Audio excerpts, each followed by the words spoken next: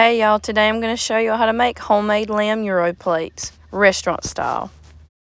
First you want to start by getting you a big old bowl, and then you're going to put a pound of ground beef in and a pound of ground lamb in. And now we're going to season our meat up real good. I used a little bit of everything.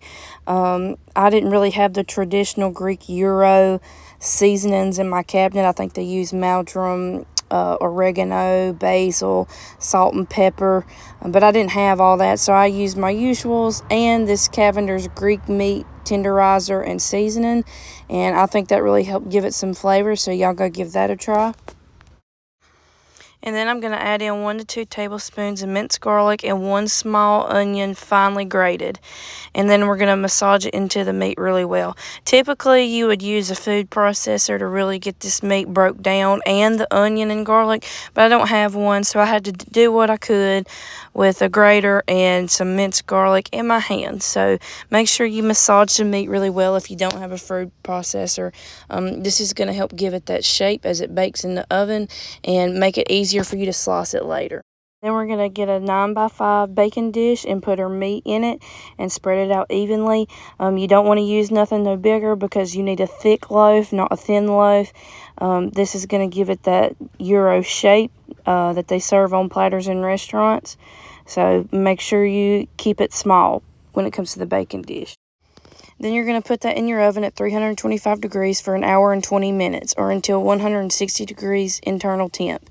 And this is what it's going to look like when it's done. Mine had a little bit more fat, but I already poured it out. Here you can see me getting my fries ready for my side dish. One important note about this loaf: when you do take it out of the oven, let it sit on the stovetop and cool for about 10 minutes. And then you can move it to the refrigerator and let it chill in there for an hour or so. If you're not in a hurry, let it chill for a few hours. And if you are in a hurry, 30 minutes is good, but that'll help you be able to slice the meat up without it breaking down on you. And now here you see me prepping my pita bread.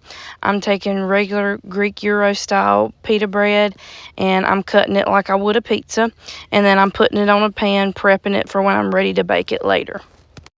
And now that my loaf has had time to chill, I'm going to slice it down to half and slice very thin pieces off of those halves to get it ready to cook in the cast iron skillet.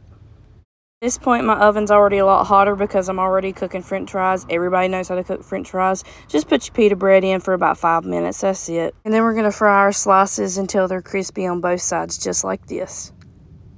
Plate it up with some homemade tzatziki sauce or some homemade ranch and enjoy. Y'all go like, subscribe, and share.